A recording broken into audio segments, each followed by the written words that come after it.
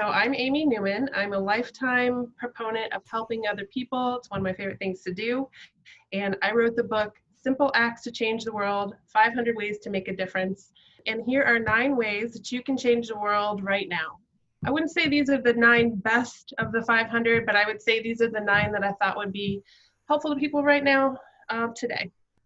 Number 1, refer someone who is struggling to United Way 211.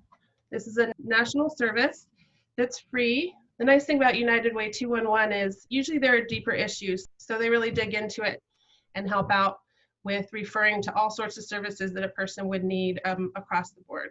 Number 2, use donorschoose.org or ask a teacher what they need for donations for their classroom. There are all sorts of teachers across the country who are asking for things for their classrooms, whether it's in person or remote.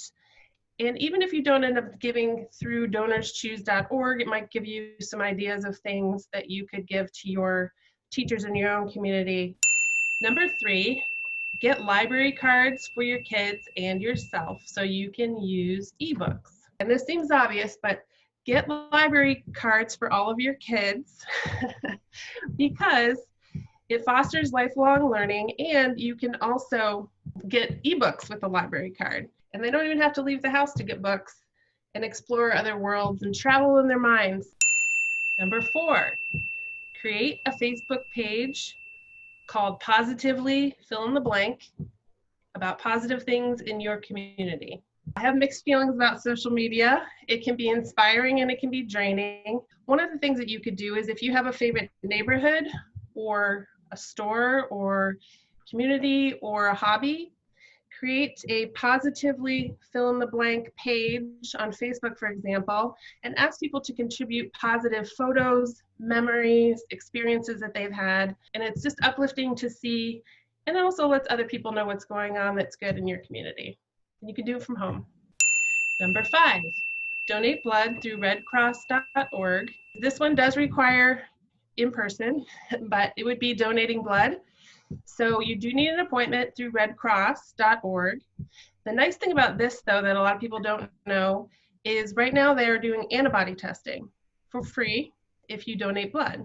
And if you're curious that if you may have had COVID in the past and not known, maybe you were asymptomatic or you thought you were very sick at one point and you never got a test at that point, you can find out if you did have it and your blood type.